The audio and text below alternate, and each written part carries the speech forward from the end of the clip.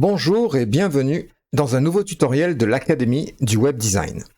Aujourd'hui, nous allons parler de formulaire de contact lorsque l'on travaille avec Elementor, mais que l'on ne possède pas la version Elementor Pro. Alors, on se retrouve sur le back-office de mon installation WordPress. Et sur mon back-office, donc, je souhaite réaliser une page contact.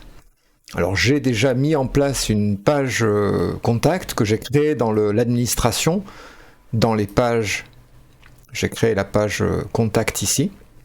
Et donc, je souhaite y mettre un formulaire de contact. Alors, si je modifie cette page avec Elementor, je vais vite m'apercevoir que je n'ai aucun widget contact qui soit ni contact, ni forme. Et là, on voit qu'il y a plusieurs formulaires, mais que malheureusement, ils appartiennent tous à Elementor Pro. Donc, je ne peux pas y accéder. Donc je n'ai par défaut aucun moyen de créer un formulaire de contact. La partie pro n'est pas accessible et si je continue dans les différents widgets qui me sont proposés dans la version gratuite d'Elementor, je n'ai pas la possibilité de le faire, ni dans les widgets de WordPress, ni dans les widgets de site. Donc comment faire dans ce cas-là? Je vais devoir choisir une extension supplémentaire que je vais devoir installer dans mon WordPress. Alors on va se retrouver sur le repository des extensions, donc en allant sur extension, ajouter une extension, et là je vais taper formulaire. Alors les extensions pour formulaire sont très nombreuses. Je vous rappelle que pour choisir une extension, on va regarder le nombre d'installations actives de façon à pouvoir être certain de trouver de l'aide si jamais on a des problèmes de fonctionnement avec cette extension.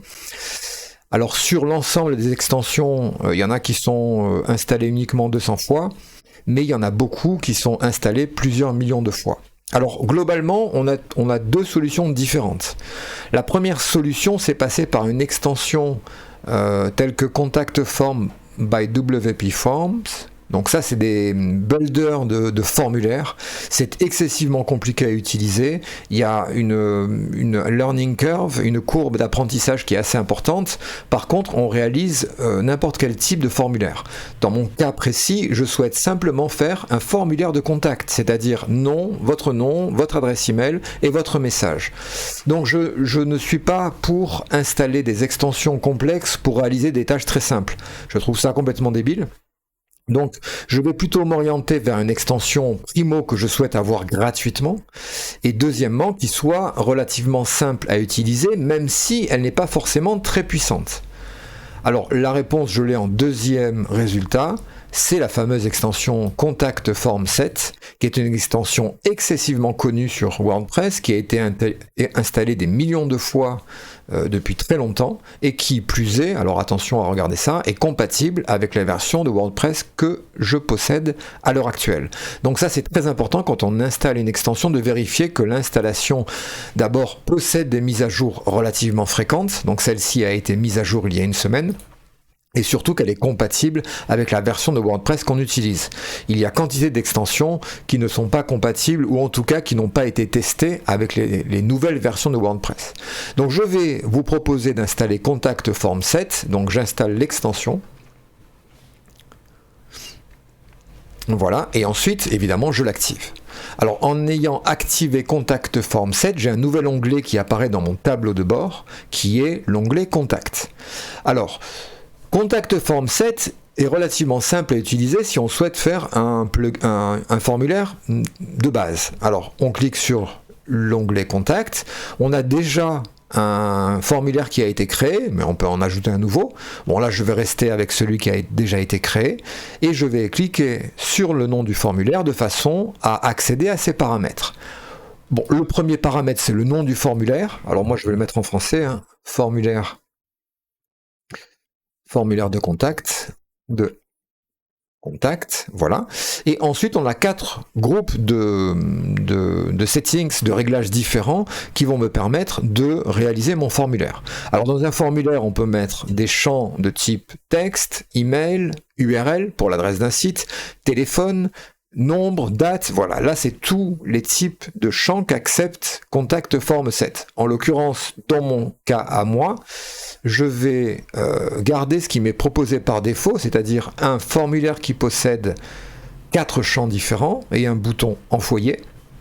Alors c'est un système de shortcode un petit peu, hein, c'est-à-dire que on a des balises qui ont une structure, une syntaxe particulière, qui n'est pas très compliquée, et lorsque l'on va rendre ce formulaire à l'écran, eh bien, un code va être exécuté lorsque la balise va s'afficher. Donc au lieu d'afficher à l'écran texte your name, eh bien, on aura un champ de type texte, hein, donc ça c'est le premier argument de la balise. Alors texte, mais ça peut être email, si c'est un champ email, text area, si c'est un type de texte, si c'est un champ de type text area, une zone de texte avec plusieurs lignes. Ensuite, on a une étoile qui signifie que ce champ est obligatoire. Donc on voit que le your name, le champ qui s'appelle your name, puisque le troisième paramètre c'est le nom interne du champ, your name. Donc c'est un champ de type texte. Le label, c'est le nom qui va apparaître à côté du champ. Alors on va traduire ça en français, hein. On va marquer votre nom. Voilà, donc c'est un champ de type texte obligatoire qui s'appelle your name, donc ça on peut le laisser comme ça. Ensuite, on a label votre adresse email, votre adresse email, je vous rappelle email en français et mail en anglais. Un champ de type email, c'est-à-dire que c'est un champ qui ne sera validé que s'il est de la forme non quelque chose point une extension, par exemple pierre@carbonel-media.com sera validé parce que c'est un champ email. Donc il attend cette structure d'information lorsqu'on précise un champ de type email. Ensuite, on va avoir sujet, hein, donc on va votre demande ou votre message. Là, je traduis aussi le label. Inclut le code, c'est un champ de type texte obligatoire, donc là je vais le laisser en obligatoire. Il va s'appeler en nom interne your subject, donc ça on va le laisser comme ça. Et ensuite, enfin, on a le champ votre message, alors là je l'ai mis ici, donc celui-là je vais le supprimer. Voilà. Et on termine toujours, c'est obligatoire pour un formulaire avec un champ de type submit, hein, c'est le dernier type de champ ici. Et ça, c'est le texte qui va s'afficher dans le bouton. Alors, je vais mettre, par exemple, envoyer en français. Voilà. Et là, je sauvegarde mon formulaire. Alors, le formulaire est créé. On a maintenant accès au deuxième onglet à côté, qui est, finalement, lorsque la personne va cliquer sur envoyer, qu'est-ce qu'on va faire de ces informations-là? Alors, d'abord, on va envoyer ces informations à quelqu'un. Donc là, on va envoyer l'information à l'email qui est enregistré dans les réglages du site, hein, qui est appelé par Contact Form 7 Site Admin Email. Dans réglage général, si j'ouvre les réglages généraux, ça va être envoyé à cette adresse-là. Hein, c'est l'adresse email d'administration, mais je peux changer, hein, je peux dire non, je veux que ce soit envoyé à vpedro@getnada.com. Voilà, donc là on peut mettre l'adresse email que l'on souhaite, il n'y a aucun souci. Si j'ai plusieurs adresses email, je peux les séparer par des virgules. Alors ça me permettrait de mettre plusieurs emails. On a from, donc ça veut dire quel va être l'expéditeur. Alors c'est site title va me reprendre le nom du site, ici titre du site que j'ai mis dans les réglages de mon installation WordPress. Ensuite, on a reply to, donc ça c'est des headers additionnels, c'est-à-dire des headers qui sont notamment l'adresse de réponse, est-ce qu'il y a un carbon copy invisible, voilà, c'est tous les types qu'on peut mettre dans une adresse email. On va en mettre chaque fois un sur une ligne, donc si je dois mettre une blind copy, je fais CCI, 2 points, et là je peux mettre une adresse email, vpedro@getnada, et ça va me rajouter des headers additionnels qui seront exécutés lorsque la personne cliquera sur Submit. Donc là, je vais laisser le premier. Et ensuite, on a le corps du message. Et là, on voit que ça va être renseigné avec les différents champs qui composent l'email. Alors, si je rajoute des champs additionnels dans mon email, hein, par exemple, je vais rajouter votre prénom. Alors, je vais copier le premier champ label que je vais insérer devant en mettant votre prénom, texte, your, et on va mettre first name comme ceci. Je sauvegarde. Voilà, je vais enlever ici Alors là, on peut mettre du code HTML là-dedans, donc on peut faire des tableaux, des mises en page, on peut faire ce qu'on veut. On voit que dans la section email, depuis que j'ai rajouté votre prénom, et d'ailleurs il y a un accent sur votre prénom, dans le deuxième onglet mail, j'ai un nouveau tag qui est apparu, qui s'appelle Your First Name. Donc si je veux insérer Your First Name dans le corps du message, je marquerai donc reçu, par exemple, on va traduire ça en français, de sujet, message body, ça va devenir message. Là, on va mettre à la fin du message, cet email a été envoyé de point. Site title, c'est donc le titre du site qu'on retrouve dans les réglages généraux, et site URL, c'est un tag qui va récupérer l'adresse URL de votre site. Voilà, c'est si jamais vous avez plusieurs sites, ça permet de savoir de quel site a été envoyé l'email. Alors ici, donc là moi je suis bon. Si on continue, on peut forcer donc ce message à contenir des balises HTML, c'est-à-dire que là je pourrais faire, par exemple, je peux utiliser des balises H1 par exemple, pour mettre voilà, cet email a été envoyé, pour mettre H1. Voilà, donc à ce moment-là, je peux rentrer du code HTML dedans. Si je désactive Use HTML Content Type, à ce moment-là, ça sera un email de type plain text, c'est-à-dire en texte tout court, et il ne remplacera pas les balises HTML par la mise en forme. Dans File Attachment, je pourrais mettre donc les fichiers qui ont été demandés. Par exemple, si là, je rajoute dans le formulaire insérer une image, par exemple. Si je fais ici insérer une image de type file, eh bien ici je pourrais dans l'attachment mettre la balise file, c'est-à-dire en cliquant dessus ici, quand on clique sur une balise, automatiquement il va l'insérer. Voilà, bon là c'est pas de type file donc il l'insère pas, mais de type file il insérerait ici. À ce moment-là ça me mettrait en attachement à mon email le fichier qui aurait été uploadé par la personne qui a renseigné le formulaire. On peut créer un deuxième email. Alors généralement on crée un deuxième email qu'on va renvoyer à la personne qui a rempli le formulaire. C'est pour ça que tout devient your email, c'est-à-dire l'email qui a été renseigné par l'internaute ici, your email ici. C'est pour ça qu'on va le récupérer et on va envoyer à cet email un message. Alors généralement, on va envoyer à ce message « Nous avons bien reçu votre demande de contact, nous allons vous répondre dans les 24 heures, merci beaucoup, etc. » On envoie un petit peu ce qu'on veut. Et ça, c'est un deuxième message qui sera envoyé à la personne qui a renseigné le formulaire avec toujours la même chose, possibilité d'utiliser du HTML dans le contenu, dans le body du message, et possibilité de rajouter les attachments, c'est-à-dire de renvoyer à la personne le fichier qu'elle a souhaité uploader sur notre site. Donc ça c'est le deuxième volet, mail. Ensuite on a le troisième volet qui concerne les messages, puisque lorsque l'on envoie, lorsque l'on valide un formulaire, on a forcément des messages qui vont s'afficher après. Par exemple, le message a bien été envoyé, eh bien c'est ce premier champ qu'on va pouvoir traduire, donc le message a bien été envoyé. On va traduire les messages de façon à ce qu'ils s'affichent en français, par exemple. Donc on a tous ces messages-là qu'il faut traduire, voilà, pour être certain que rien ne reste en anglais. Et c'est dans le cas d'ailleurs où il n'y a pas de problème, mais surtout dans le cas où il y a des problèmes. Par exemple, si on a rentré autre chose qu'un nombre dans un champ nombre, eh bien on aura l'erreur, attention, please enter a number, qu'on traduira par le contenu doit être numérique, par exemple. Voilà, et comme ça on aura ce message qui s'affichera en français. Dernière partie, c'est les additional settings, les réglages supplémentaires. Alors là, je vais pas aller dans ce tutoriel-là, on va pas aller aussi loin, mais ça permet de customiser le fonctionnement du formulaire et d'aller plus loin, notamment lorsque l'on développe des plugins.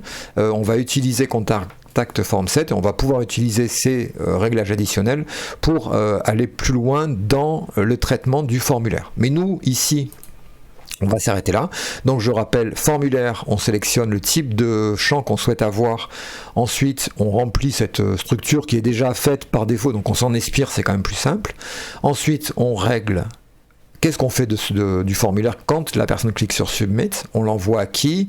On l'envoie de qui? On mettra quoi dans le corps du message? On peut rajouter un deuxième email ici à renvoyer à la personne, donc on l'active ici. On n'oublie pas ensuite de traduire les messages parce qu'on est en anglais de base, donc on va les mettre tous en français ou tous en allemand ou en italien, suivant le cas. Et ensuite, dans les réglages additionnels, eh bien, on n'aura rien à toucher parce que nous, on s'arrête là. Une fois qu'on a créé son formulaire, eh bien, on va devoir l'intégrer. C'est-à-dire que le formulaire, on va devoir l'afficher sur une page. On travaille avec Elementor pour l'instant, donc je vais aller sur la page Contact, modifier avec Elementor. Mais là, on va voir que si je retape forme, j'ai pas plus de formulaire que tout à l'heure, c'est-à-dire je n'ai rien de plus. Pourquoi? Parce que Contact Form Set, et c'est pour ça d'ailleurs qu'il est utilisé par autant de monde, a une structure tout à fait classique qui peut être utilisée dans n'importe quel page builder, que ce soit Elementor, Bricks Builder, Oxygen, Beaver, etc., Divi, enfin tout ce qu'on veut. C'est que lorsque l'on crée ici un formulaire avec Contact Form Set, donc là c'est le formulaire de contact, si on va un peu plus loin, on a un shortcode, donc c'est un extrait de code, qui, et lorsque on va, donc je vais copier ce shortcode qui a l'idée du formulaire qui a été créé, donc dans la base de données il est enregistré sous le numéro 1872, je vais copier ce code là, shortcode ça s'appelle, c'est un code court de WordPress, c'est tout à fait classique. Je vais aller sur ma page, la page où je souhaite insérer, donc la page contact ici, mon formulaire, donc je modifie avec Elementor. Je rentre ici par exemple dans ma section demande de renseignement, par exemple, je fais ma mise en page comme d'habitude avec mes photos, mes titres, voilà tout ça. Et ensuite, je vais aller chercher dans les widgets un widget qui s'appelle shortcode. Alors en français, c'est code court. Ici, il est dans la version gratuite d'Elementor. Je vais faire un drag and drop à l'endroit où je souhaite mettre mon formulaire, donc par exemple au-dessous. Et là, dans la partie contenu de mon code court, je vais simplement coller le shortcode qui a été généré par Contact Form Set. Et on voit que dès que je l'ai collé, tout de suite, il récupère mon formulaire. Je n'ai plus qu'à mettre à jour. Voilà. Et maintenant, si je prévisualise ma page, j'ai un formulaire qui est tout à fait actif. Si je fais envoyer, là on voit que j'ai plusieurs erreurs. D'ailleurs, c'est les erreurs que les textes qui sont en anglais parce que j'ai pas traduit les différents champs. Mais si je remplis mon formulaire, voilà, pierre@carbonel-media.com, votre message. Alors j'ai pas mis un text area, j'ai mis un texte normal, c'est pour ça qu'on n'a qu'une seule ligne. Donc ça, je vais aller le modifier.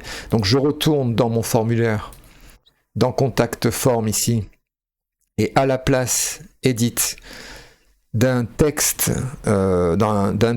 sujet, je vais mettre un text area ici. Alors quand on insère un code, il va nous aider pour créer les paramètres. Donc là, il va nous demander quel est le nom interne du champ. Donc là, je vais l'appeler your subject. Donc je vais garder le même nom qu'avant. Voilà. Et là, je fais insert tag. Et là, il m'a remplacé. Donc il m'a inséré le tag que je vais simplement remplacer par rapport à celui qui était avant. Voilà, your subject. Ça, je vais l'enlever puisque c'est plus d'actualité. Donc là, text area, le étoile, il faut le mettre à côté du type de champ, ici, text area. Ensuite, your subject, c'est le nom du champ, et ça s'appellera votre message, ce qui est le premier texte après le label. Donc là, je sauvegarde, voilà, je recharge ma page, et maintenant, vous voyez qu'on a un text area où il y a plusieurs lignes à l'intérieur. Donc je peux recommencer à rentrer mes informations. Voilà, -media.com, votre message, bonjour, virgule, je souhaite de la documentation sur votre formation. Merci beaucoup. Voilà, je fais envoyer et le message a bien été envoyé. Voilà. Donc le système, il est simple à utiliser. Alors dans le cadre de formulaire de contact, c'est parfait, ça suffit largement. J'espère que j'ai été clair dans cette démonstration de comment utiliser un formulaire gratuit sur Elementor quand on n'a pas Elementor Pro, sans utiliser d'extension alambiquée ou payante, etc. Simplement avec Contact Form 7. Dans un autre tutoriel, je vous expliquerai comment aller plus loin avec Contact Form 7. Si ça vous intéressait, abonnez-vous à ma chaîne et je vous remercie pour votre attention.